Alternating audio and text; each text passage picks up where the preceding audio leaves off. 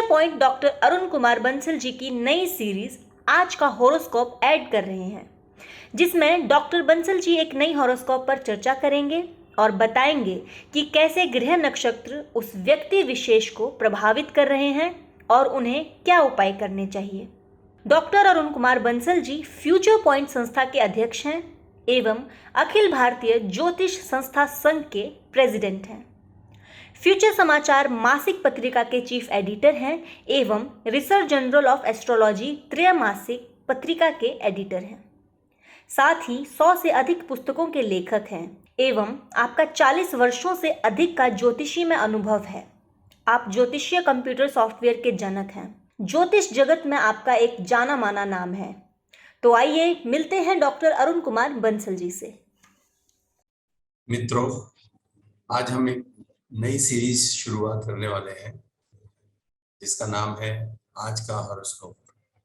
इस सीरीज में हम रोज एक नया हॉरोस्कोप लेके चर्चा करेंगे कि इसमें क्या समस्या थी, उसका क्या समाधान दिया गया और क्यों दिया गया। इससे जो ज्योतिष विद्यार्थी हैं वो ये समझ पाएंगे कि हम कैसे किसी प्रश्न का जवाब दें, और साथ ही जो लोग ज्योतिष नहीं समझते हैं वो भी ये जान पाएंगे कि किस प्रकार के प्रश्न हम ज्योतिषी से पूछ सकते हैं और किस प्रकार के हम जवाब की उससे अपेक्षा रख सकते हैं। मैं आपको केवल ये बताना चाहूंगा कि जन्मपत्री हमें क्यों दिखानी चाहिए, कब दिखानी चाहिए और क्या हम इससे एक्सपेक्ट कर सकते हैं। क्या हम डेली की जो समस्याएं हैं हम उनका भी समाधान ज्योतिष से ढूंढ सकते हैं। देखिए, हमें जन्मपत्री का जो इस्तेमाल करना चाहिए वो एक बड़े स्केल पर बड़ी समस्याओं के लिए करना उचित है। हर रोज की सब छोटी छोटी समस्याएं कि आज हमें कैसे जाना चाहिए, क्या खाना चाहिए, क्या पहनना चाहिए, इस प्रकार की जो समस्याएं हैं उनका ज्योतिष से हम जवाब कुछ प्राप्त तो कर सकते हैं, लेकिन उसका कोई बहुत बड़ा लाभ नहीं है। मुख्य लाभ जब होता है जब कोई बड़ी समस्या है, हम किसी चौराहे पे खड़े हैं और हम सोच नहीं पाते कि क्या डिसीजन लें। जैसे कि आप शुरुआत में जब छोटा बच्चा है तो बहुत जिद करता है या उसको बहुत बार बार बीमार पड़ता है, तब हमें ये फिक्र होने लगती है कि कोई इसे बीमारी तो नहीं है, या ये क्यों इतनी जिद करता है, इसकी क्या नेचर होने वाली है बाद में। तो इस प्रकार के इस प्रश्नों का जवाब हम इस ज्योतिष से बहुत अच्छे से प्राप्त कर सकते हैं। साथ ही वो किस लाइन में हम उसे डालें, या उसे साइंटिस्ट बनाए कि उसे कोई लिटरेरी पर्सन बनाए या अकाउंट्स में डालें, तो इस प्रकार के जो जवाब हैं हम ज्योतिष से बहुत अच्छी तरीके से ढूंढ सकते हैं। तो ऐसे में क्योंकि कोई और इसका जवाब देने में सक्षम नहीं है, क्योंकि जो उनके टीचर्स भी हैं कई बार वो भी ये नहीं समझ पाते हैं कि ये क्या किस चीज में अच्छा निकलेगा, क्या इसका इंटरेस्ट है। तो ये बात ज्योतिष से हमें बहुत अच्छे से समझ में आती है और हम इसका जवाब देने में सक्षम होते हैं। इसी प्रकार से जब विवाह की बात आती है तो विवाह में तो बहुत ही एक हम ऐसे मोड़ पर होते हैं कि हमें मालूम नहीं हम किससे बात कर रहे हैं। कई बार विवाह नहीं होने तक तो आदमी किसी और ही रूप में दिखाई देता है, और जैसे ही विवाह हो जाता है तो फिर उसका रूप बदल जाता है। तो इस प्रकार की जो घटनाएं होती हैं, या जो हमारे को इतने मैत्री जो संबंध विच्छेद होते हैं, इनसे निजात पाने के लिए सबसे अच्छा ज्योतिष का उपाय है। ज्योतिष से हम बहुत अच्छे तरह से जान सकते हैं कि इसकी क्या नेचर है, किस प्रकार से ये चलना चाहता है और आगे अभी क्या इसका समय है, कैसा समय है। क्या ये तो नहीं है कि शादी के तुरंत बाद ही कोई बहुत खराब समय हो तो उससे जो है वो किसी तरह का सेटबैक शादी होते ही लग जाए। तो ऐसे को हम बहुत अच्छी तरीके से इसमें देखकर और एक सॉल्यूशन प्राप्त कर सकते हैं।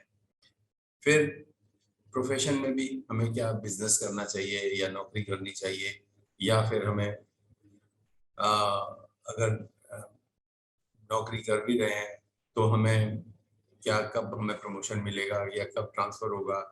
बिजनेस कर रहे हैं तो हमें किस चीज का बिजनेस करना चाहिए, अगर बिजनेस में कोई घाटा लगा हुआ है तो कब वो घाटे की भरपाई हो सकती है, कब हमें उसका लाभ मिल सकता है, कब उसमें अच्छा अच्छा काम चल सकता है, और अगर अच्छा चल रहा है तो कब तक अच्छा चलेगा।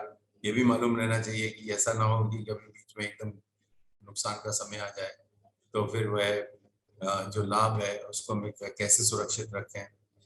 तो बहुत सारे उपाय और तरीके होते हैं जिनसे हम आने वाले घाटे को, नुकसान को पहले से बचा सकते हैं। इसी प्रकार से कोर्ट केस अगर चल रहा है तो कोर्ट केस में हमारे को लाभ होगा या हानि होगी, हम जीतेंगे या हारेंगे, या उसे किस प्रकार से उसे थोड़ा, क्या हमें अभी समय खराब है तो हम उस कोर्ट केस को थोड़ा लंबा खींच के क्या हम जीत हासिल कर सकते हैं। तो इस प्रकार के जो बहुत तरह के हमारे जो मेजर इवेंट्स हैं उनके ऊपर जो डिसीजन लेना है उसमें डेफिनेटली ज्योतिष बहुत फायदेमंद है। यदि बाद में बुढ़ापे में हम कभी किसी बीमारी से ग्रस्त हो जाते हैं तो अब बीमारी से ग्रस्त हो गए तो बीमारी ठीक होगी या नहीं होगी, इसकी जड़ पकड़ में आएगी या नहीं आएगी, या जड़ में क्या है, कौन सी बीमारी है। कई बार ऐसा लगता है कि अब तो हम एक के बाद एक बीमारी शुरू हो जाती है तो हम अब तो कभी ठीक होंगे ही नहीं। तो उससे ज्योतिष के द्वारा ये पता चल सकता है कि आप इतना समय और इंतजार कीजिए और इसके बाद आप इस बीमारी से निजात पा सकते हैं, या साथ में क्या उपाय कर लिए जाएं जिससे कि हमें जो दवाइयां हैं वो लगने लगे और हमें लाभ मिले, जल्दी ही हम स्वस्थ हो सकें।